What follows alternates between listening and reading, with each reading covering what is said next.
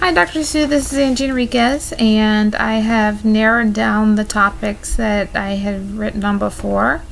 And I really appreciate your feedback because it gave me a chance to kind of look into what I really want to do is rural medicine and make a difference in the rural areas. I found out that in our area, and I've got my paper here, so I'm going to refer to it several times so I can get the citations correctly. In our area, which is Williamston, North Carolina, we're located on the northeastern side of North Carolina. We have about 5,011 people. And in our small rural town, according to the U.S. Census Bureau at 2017, there are more than 50,000 rural towns across the country, and what they consider rural is anything below 10,000 people.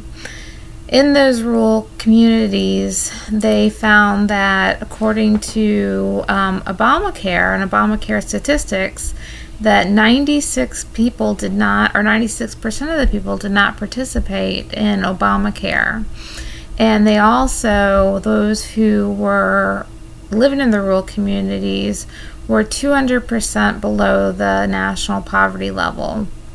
So therefore, even though they met criteria for Medicare and Medicaid, some of them had $3 copays for Medicaid, for medications and or doctor visits, which they could not afford. And for Medicare, some of them had 20% payments that they could not afford.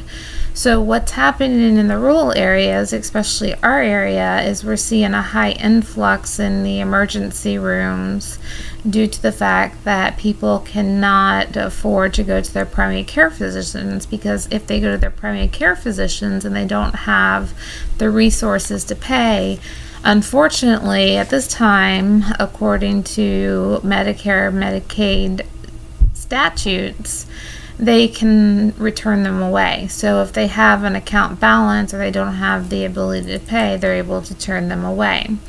So coming to the ER for chronic conditions, we cannot turn them away. We have to see them. We have to treat them. And it ends up being a really high, expensive workup, which costs the government more money.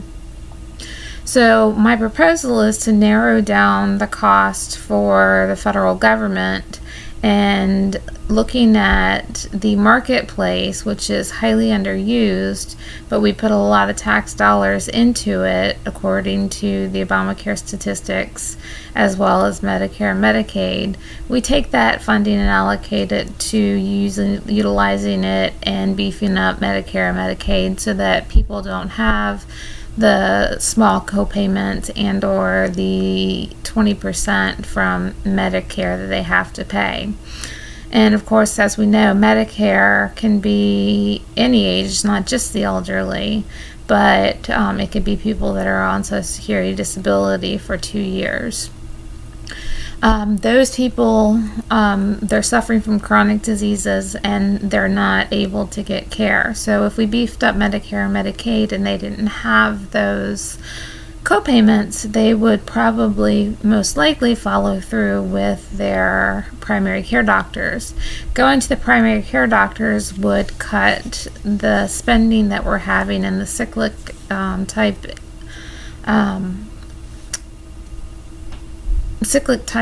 populations that we're seeing is diabetes, high blood pressure, coming in, renal disease, renal failure, and they're coming in. The mortality and morbidity rates, according to the Rural National Health Organization, is 60% higher for those that are under the age of 60 in rural areas. So by having them see their primary care physician and being able to afford the medications from the primary care physician, it would keep them out of the emergency rooms. When they come to the emergency rooms, they're not getting appropriate care. They're getting workups for an emergent situation. If an emergent situation does not exist, they're not treated and they're sent home. If something's found, they're treated for that condition and then they're sent back to their primary care physician. So they'll get medication for a short period of time, maybe 3 days to a week, and then they're sent back to the primary care physicians. And then that kind of, they yield their care there, and then they turn around because they can't afford it and come back to the emergency rooms.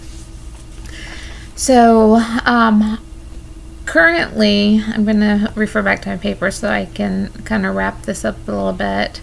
In our small town here, Williamston, North Carolina, which is part of Martin County, according to the U.S. Census of 2017, like I said, we have 5,011 people in this small rural town.